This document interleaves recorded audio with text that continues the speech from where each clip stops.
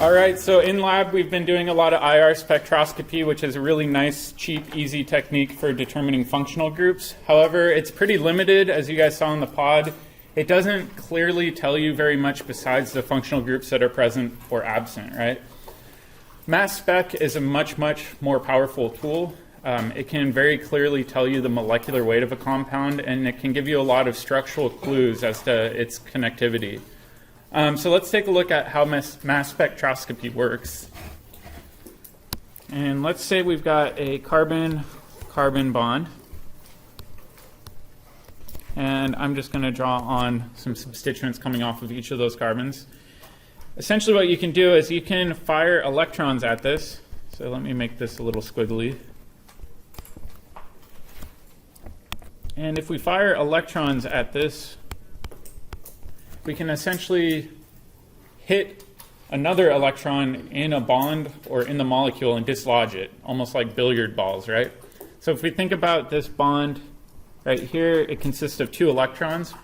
We can knock one of those out, and we can form essentially a radical, where now we've got an unpaired electron in between the 2 carbons.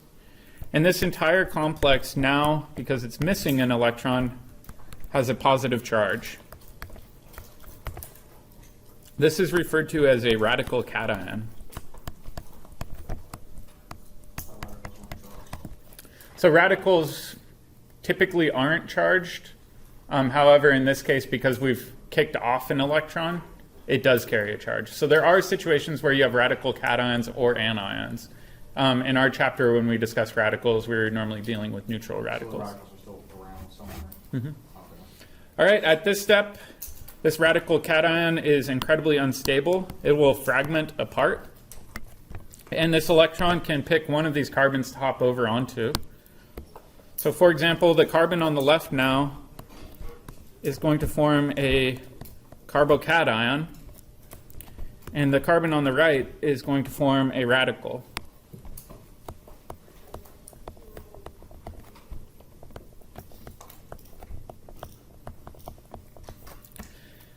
Mass spec is a really cool technique that can be employed for identifying charged species that are present. So if we were looking at the features that could be identified using mass spec, we could identify this radical cation and this carbocation.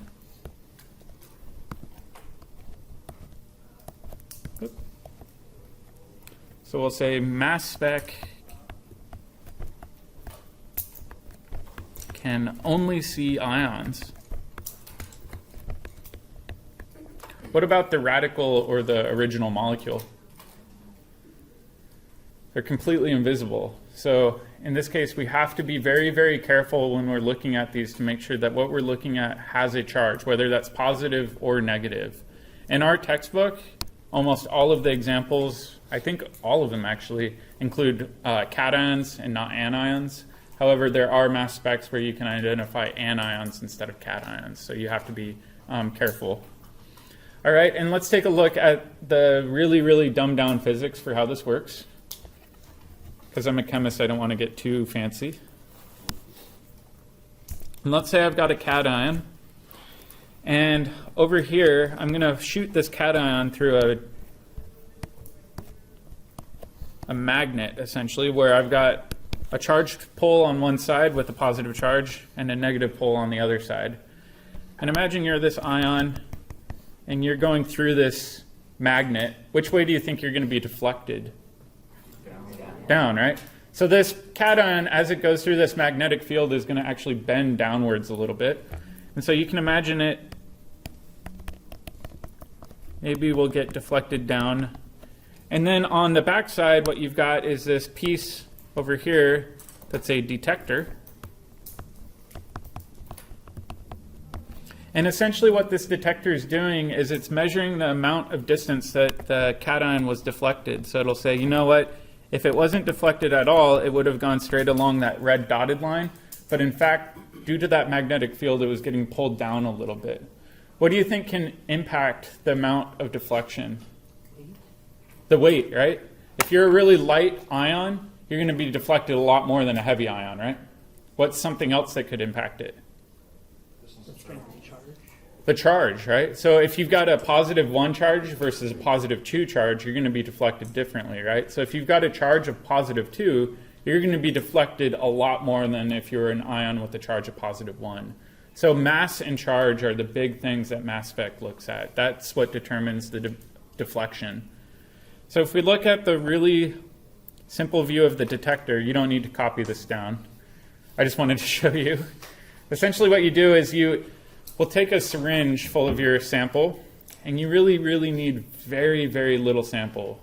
And this sample can be injected into the mass spec. And on the inside of your mass spec, you've got a heater that will vaporize your sample. And then you've got an electron beam that will ionize your molecule. It will get accelerated through your magnetic field. And then it will typically go through some amount of bending and then hit the detector assembly and get spit out on the other side as computer data for you. The newer mass specs are really, really, really good.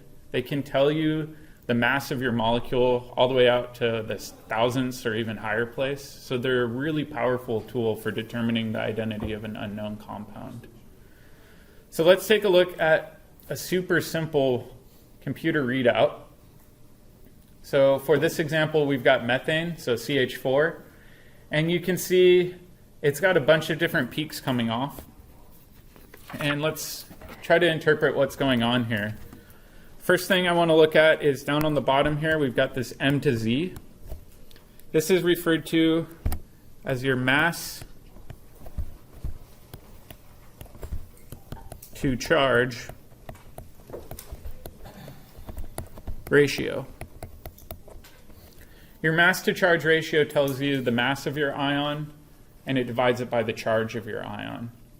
Almost always, your charge is going to be +1, which means that your M to Z is going to be your mass, right? So this tells you how heavy your molecule or your ion is.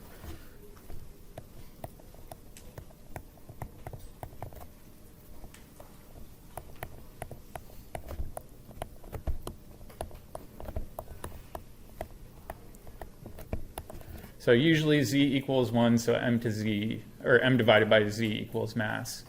So if we look at our compound, right, we would say, well, methane, if we determine its molecular weight, should be what? Not everybody all at once. 16, right? So we're taught in Gen Chem that when you determine the molecular weight, you go to the periodic table, you take that 12.01 and you add it to 4 hydrogens, which are 1.008. That's approximately 16. However, when you look at your mass spec, you don't have just a peak at 16. You have got this kind of cluster of peaks in the region. Why do you think the clusters occur? Isotopes in the compound? Isotopes, right? Or what's another reason? You could be kicking off some of the hydrogens when you're actually hitting it with your electron beam, right? So when you look at this, you're going to see a bunch of different peaks, some of which are due to fragments and some of which are due to heavy isotopes. So if we look at this, there's a couple important peaks I want you to look at. This topmost one right here is referred to as your parent ion. So let's make a note of that.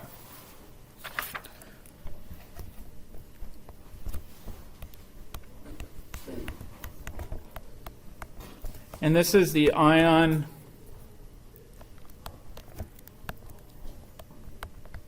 where only one electron has been removed.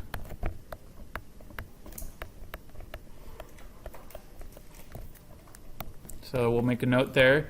And you can see on your chart, they also call it the base peak here.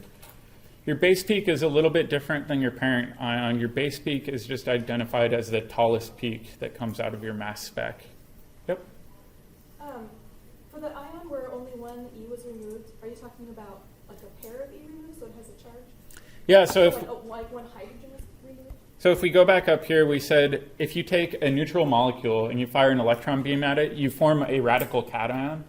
Really, you haven't fundamentally changed the mass of your molecule that much. All you've done is dislodged an electron, which weighs very, very little, and you can see that radical cation. And then that radical cation oftentimes will split apart, so you'll see fragments that are lighter weight than that parent ion. But your parent ion's always your starting molecule with just one electron kicked off. And that can be read. And that can be read. The whole thing has a charge. Exactly. So for in the example of methane, it's not missing a hydrogen yet? Is that what you're saying? No, exactly. So your parent ion for methane would just be CH4. However, this would have a radical, so some unpaired electron in one of the bonds, and it would have an overall positive charge. Okay.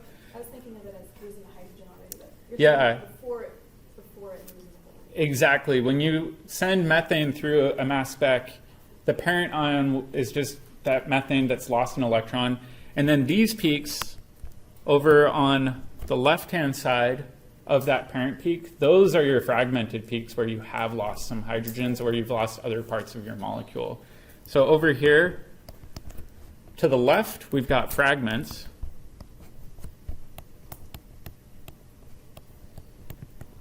These fragmented pieces are still charged. And then what do you guys think this peak over here is? It's a little itty bitty guy, but it's still there. It weighs 17. Can we gain a hydrogen? The radical. Maybe if we were on the surface of the sun, we could do fusion. What do you guys think the peak at 17 might represent? Is the radical slightly heavier? Isotopes, right? If we think about carbon, not all carbons weigh 12. In fact, there are carbon-13 isotopes and carbon-14 isotopes. Carbon-13 isotopes are common enough where you can actually see them on mass spec. So this is referred to as your mass plus 1 peak. And that's just due to the statistical probability that some of your methane molecules are going to be made up of carbon-13. Does that make sense? It's a little bit confusing, but we'll go through a handful of practice problems and dig into this a bit more. So do we care about the other stuff, or is it kind of just interesting just to know? What other stuff? Or do we care about the fragments in the other one, or do we just care about the, Oh, absolutely. So this gives you a handful of information, and we're going to dive into this a bit more, but this is essentially the simplest organic compound you can look at with mass spec, so it's a good intro. So let's go to the next page. And we're going to start by just digging into the mass, or the parent ion peak. So that's your molecule that has had an electron kicked off. And we're going to look at this methane peak again. And we said that your parent peak is referred to as a radical cation. And it really just means that nothing's fragmented off of it yet. And this peak is useful for determining the molecular weight of your compound.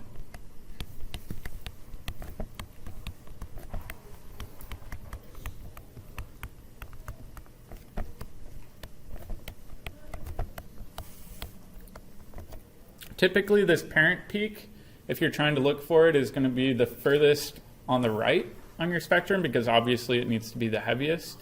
And it's going to be the tallest peak in the rightmost cluster. So let's make a note of that.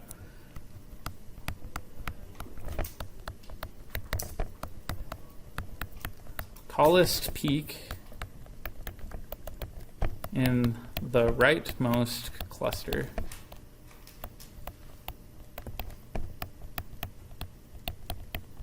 So with methane, we only have one cluster of peaks occurring, and it's obviously the tallest one in that cluster. Okay, so let's take a look at a more complicated example. This is pentane. So we've got 5 carbons off of it. This is much, much heavier than methane, and we've got a lot more going on. So first thing I do when I'm looking at my parent ion is I identify my rightmost cluster, right? So if we look at this, the rightmost cluster in your mass spec is going to be this cluster group. It's no longer the tallest peak in your spectrum, but it is the rightmost cluster, right? So if we look at this, let's try to identify the parent peak and the molecular weight of it. If we look at it, it's got to be the tallest peak in this region. And this would be your parent radical cation. And your parent radical cation in this case weighs 72, right? Which makes sense for the molecular weight for pentane. Did you have a question, Marcus? Yeah, I was just going to ask, are there 5 clusters for 5 carbons? Is that how that works? Yeah, we're going to talk about the fragmentation patterns soon. All right, so if we look at this, this is our parent ion.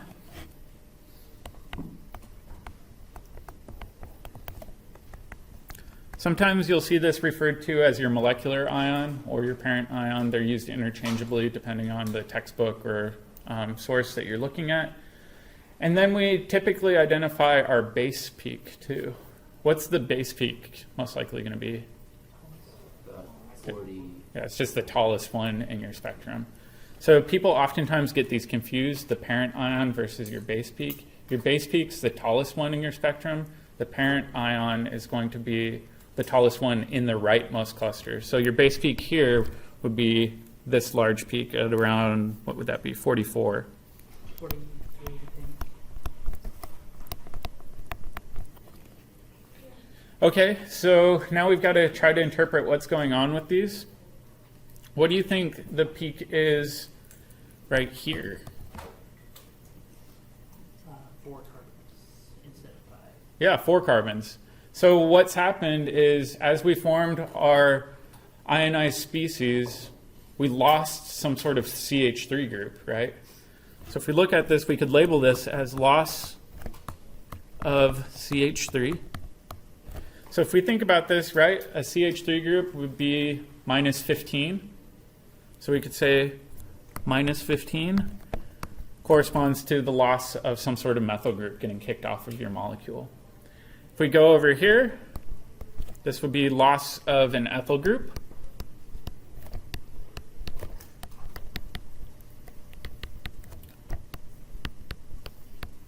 And in this case, we would want to tack on another 12 units. So this would be minus 27. Or wait, is that right? 29, sorry. So we can look at these pieces that are coming off, and these are referred to as your mass fragments. So my analogy I like to use is mass spec is kind of like taking a molecule, blowing it up, and then looking at the pieces that came out of it, right? You're more likely to see some pieces than others, and what do you think accounts for the probability of seeing certain fragments more than others? What's that? How will they ionize? Yeah, how will they ionize? Particularly whether or not they form really stable carbocations. That's a really big driving feature. So if you can form a stable carbocation, oftentimes you see that peak more intensely as a fragment. The other weird thing too is it becomes a statistical game. So how many ways can you break up your molecule? And then statistically, what's your probability of running into a certain fragment? So that will impact the fragment patterns that you see in your mass spec. So in this case, why would the ethyl be more likely to fall off? It's more just, there's 2 different ways to get ethyl groups, right? So you could get an ethyl group from cutting it here. You could get an ethyl group from cutting it here. With methyl groups, you can do it too. However, ethyl groups, because you're forming a more symmetric molecule, tend to happen a little bit more. It gets into this weird probability of not only statistics, but whether or not you're forming a really stable carbocation, and just the probability of that certain bond breaking, so how easy it is to break. It gets a little complicated, and mass fragments have some key features, and we'll talk about that later. So you can find some tips for identifying them. So that one has 5 peaks, but I can only bring in 4 pieces. Well, it's got 5 carbons, right?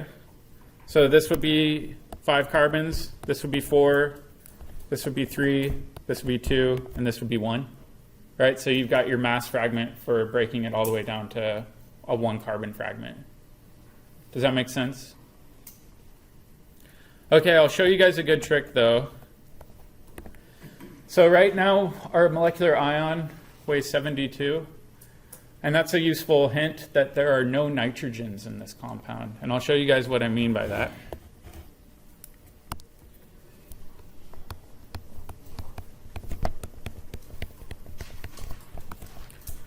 Hydrocarbons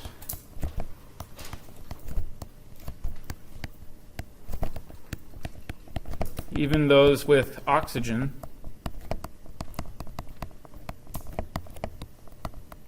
always have an even mass to charge ratio.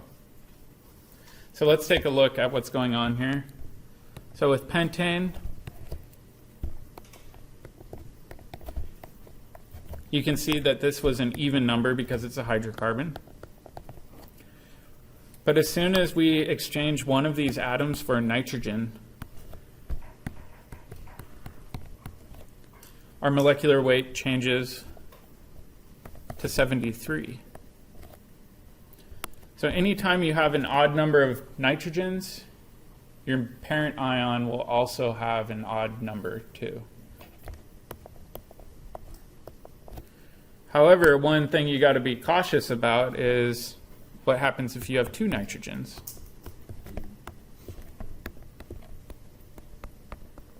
Now all of a sudden our molecular weight is 74 and we're back to even. So the take-home message here is if your parent ion has an odd number,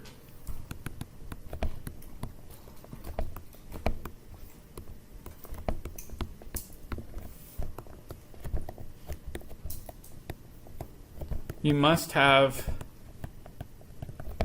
an odd number of nitrogens.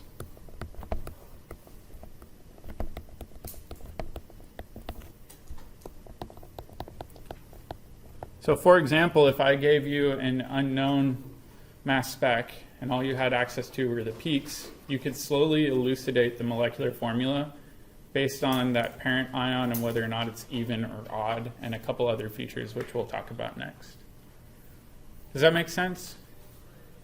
I know this can seem super overwhelming, but it makes a little bit more sense the further along we get in it, so bear with me.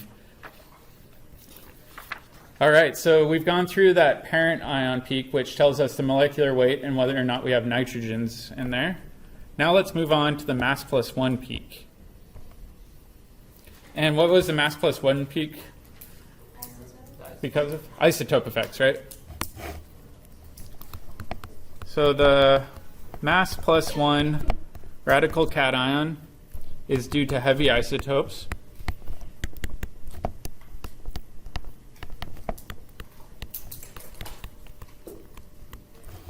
And let's take a look at the most common elements we deal with in organic chemistry. Obviously, carbon's the big one. So we've got carbon-12 and carbon-13. Organic chemists often deal a lot with hydrogen. So there's a couple isotopes we have to be concerned with. We've got two isotopes. We've got deuterium and just our plain old protons. And then with oxygen, we have oxygen-16, and then oxygen-17. And we've got a couple more for nitrogen, but we're just going to call it good here because we know we can identify nitrogens pretty easily. If we think about carbon-12 versus carbon-13, carbon-12 is abundant at a percentage of 98.9%. So almost all of the carbon we deal with is carbon-12. However, approximately 1.1% of all carbons are carbon-13 naturally. Carbon-14 is so minuscule you don't even see it on mass spec at all. It's just not even worth worrying about. Next, we've got hydrogens. Our protons are present 99.96% of the time. Deuterium's present 0.01%. And then with oxygen, we've got 99.96%. And we've got 0.01% again.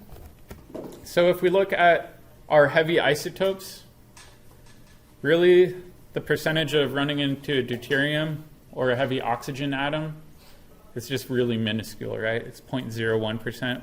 Typically we don't care about those for mass spec. The big one that we do care about is this guy.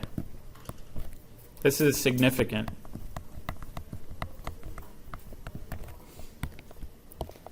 These ones are too minuscule to worry about.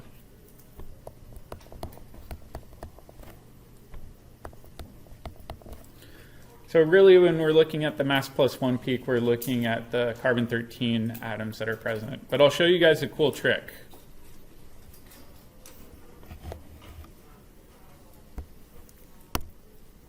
This is useful for determining the number of carbons.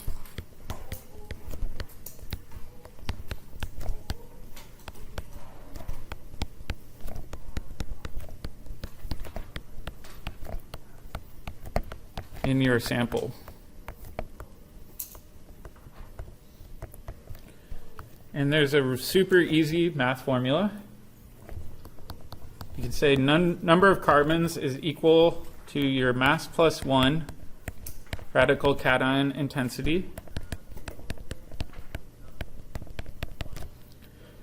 divided by your parent ion intensity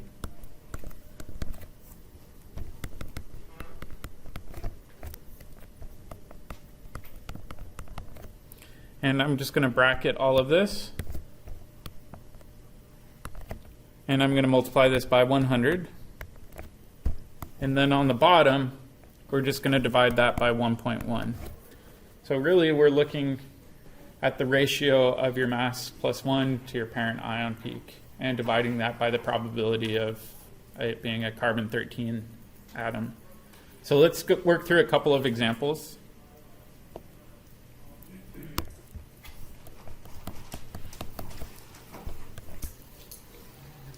So let's say I've got a parent peak at a mass to charge ratio of 68 with a relative intensity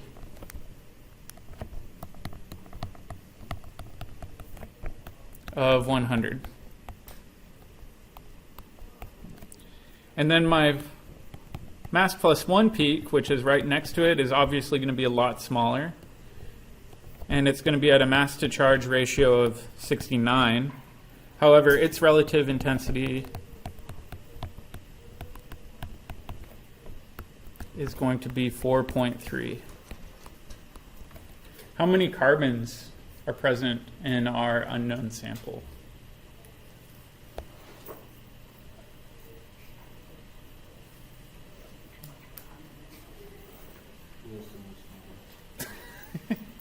You guys have gotten soft on me. Too much math. Math is no poison. You really don't even need a calculator, guys. All right, let's do the math. Oh my goodness. 4.3 divided by 100, right? And I'm going to bracket this times 100. We can cancel out our 100s. So that's 4.3 divided by 1.1. Doing organic chemistry math, that's about 4 carbons. You can't have partial carbons, right? So typically you've got to make a judgment call and round to the appropriate number that you think makes the most sense, right? So in this case, 4 carbons makes absolutely the most sense. So let's try a different one.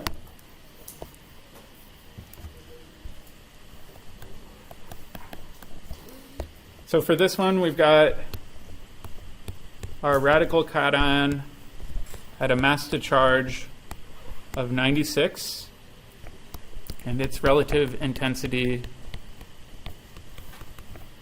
is now 19%. It's no longer a base peak.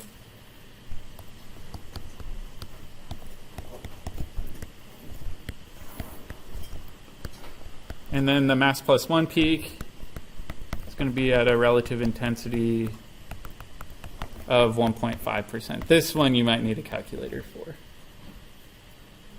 And before you ask, yes, you are allowed to use calculators during exams and quizzes.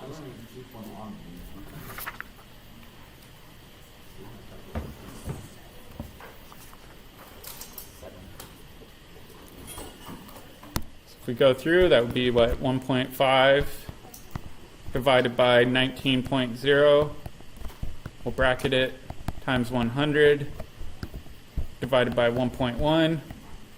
Anybody want to help me out? 7.1. Approximately 7. So this one would have 7 carbons in your unknown sample. And this can be a really useful clue for elucidating your molecular formula. And we'll go through and try to do a few of those example problems as well. Does that make sense? It's a little bizarre, but the better your mass spec is, the better off you are because you can see a lot more of the heavy isotopes. It really has to do with the sensitivity of your detector.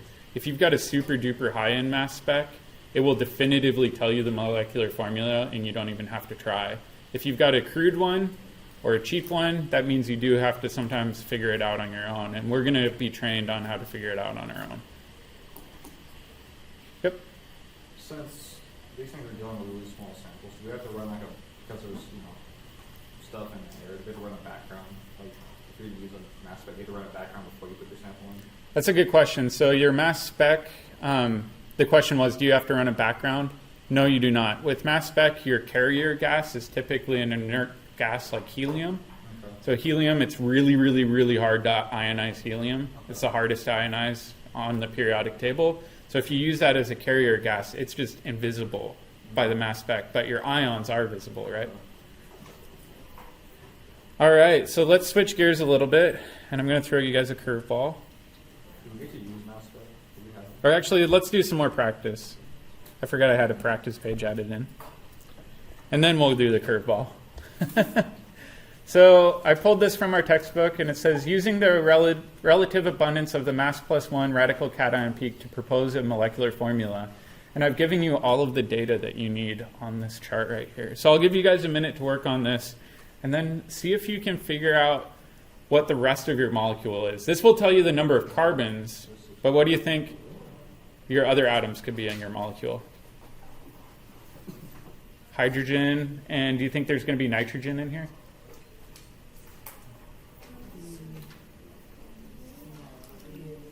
You guys think there's a good chance that there will be nitrogens? Yeah, evens. Well, let's take a look at this. Our parent peak is at 86. Is that a big clue that there's nitrogens? Not unless there's an even number of nitrogens, right? So it's not super likely that there's nitrogen. So I'd stick with carbon, hydrogen, and then what else? Oxygen. Yeah, maybe an oxygen. So this becomes kind of like a puzzle. Try to figure out the number of carbons and then problem solve the remaining atoms from there.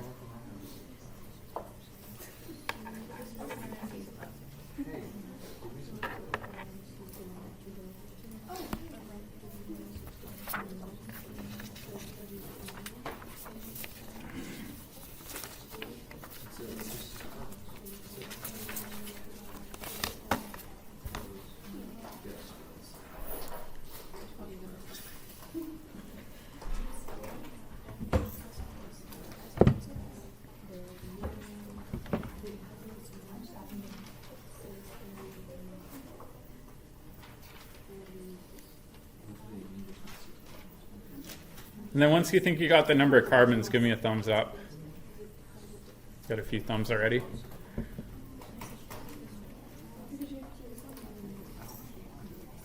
there's your problem. I think I know it.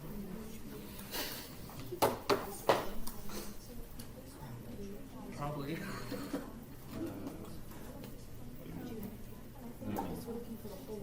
Yeah. Base had it's plus one. So remember, this is your parent peak. And that corresponds to 86, and it's got an intensity of 20.9. Our mass plus one has an intensity of 1.2. You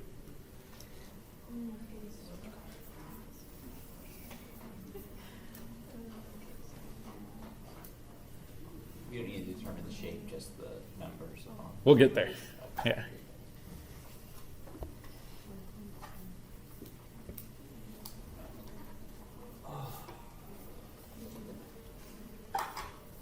All right, let's see another show of thumbs if you got the number of carbons. All right, let's quickly do the number of carbons. It looks like most of you have gotten it. So we take our mass plus one peak, which is 1.2. We divide that by our molecular ion peak, which had an intensity of 20.9. We'd multiply this by 100 and divide it by what? 1.1. That gives us approximately how many carbons? 5 carbons. Okay, if we've got 5 carbons, right, that gives us a clue. How much do 5 carbons weigh? 60. Okay, so this has a molecular weight of 60. So if we go back and we look at our molecular ion, we could say, well, our molecular ion, or our parent peak, weighed 86. We know 60 of that is because of the carbon, right? So we'll do 86 minus 60. That gives us a leftover mass of 26. So let's make a note of kind of what we're doing down here.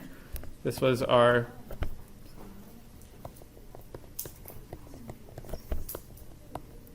the molecular weight or mass to charge ratio of our parent ion. And this was the molecular weight of carbons, which means that this is our leftover mass.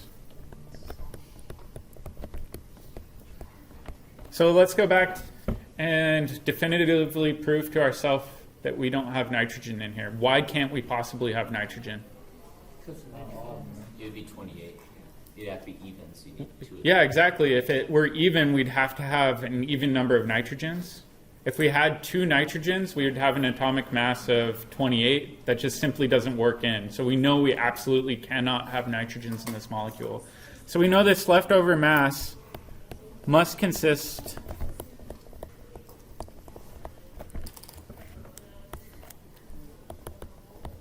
of oxygen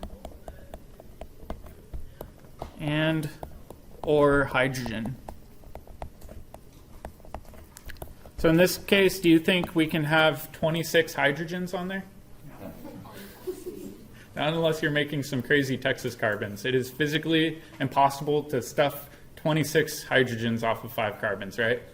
So that means we've got to have some oxygens on there, right? Do you think we have 2 oxygens? No, because that would be 32. We only have 26. So let's assume we have 1 oxygen, right? Okay, so we'll say, all right, 26 minus 16 gives us 10. And we'll say this was our leftover mass. And this was minus 1 oxygen, which means we most likely have how many hydrogens? Yeah, 10 leftover hydrogens.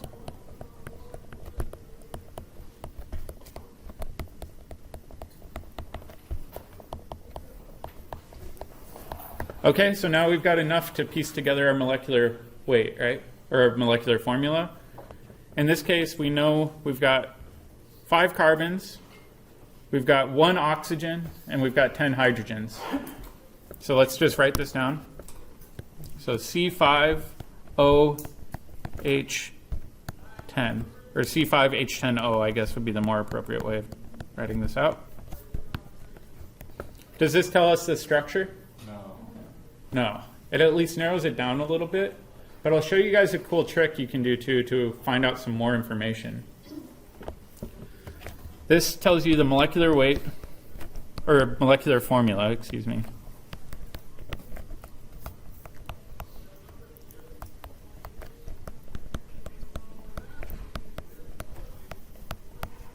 Whoop, but not structure.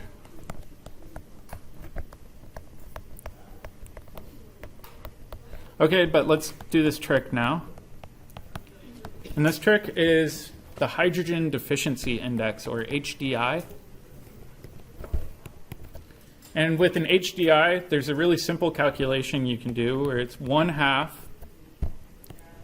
twice the number of carbons plus 2 plus the number of nitrogens minus the number of hydrogens minus the number of halogens, and that's your formula. Another good thing, I will give this to you for exams and quizzes. Don't bother memorizing this. However, the more you use it, the easier it becomes. Is that plus sign or times then divided by n? That's plus. Sorry, let me clean this up. Plus, and then minus. And essentially what this tells you is the number of pi bonds plus rings in your molecule. So let's do this for our example one.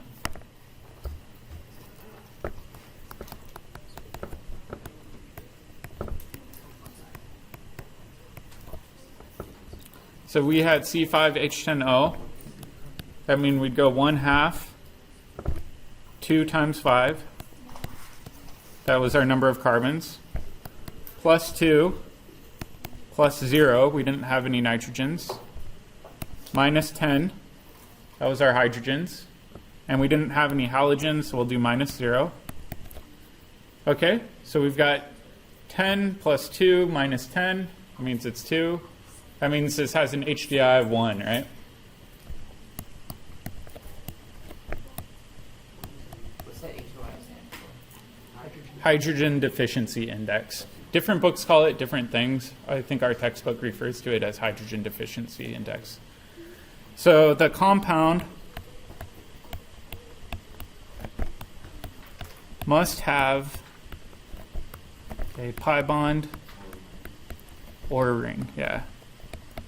So let's come up with some various possibilities, right? So we've got C5H10O. So I'm just going to come up with some arbitrary ones, and I want you guys to help me figure out an experiment we could do to determine the identity, or rule one out at least.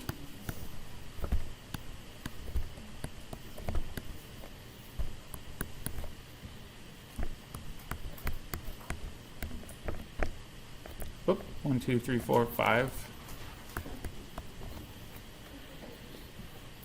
So there are a lot more isomers that would fit this molecular formula, but what would be a really easy way to distinguish between these? IR, exactly. So oftentimes, when you take a mass spec, you have an IR nearby, so you'll get an IR too, and you can compare the data, and you can use them both to problem solve and kind of piece together the puzzle, so to speak, and identify your unknown compound. So for example, let's say I had a peak at around 1700 and a peak at around 2700. Which one of these would fit? Yeah, the second one. The peak at 1700 means we have a carbonyl. The peak at 2700 means we have an aldehyde. So that would give you more clues. Tomorrow when we come back, we'll talk about how to analyze mass fragments, and those also give you structural clues as well.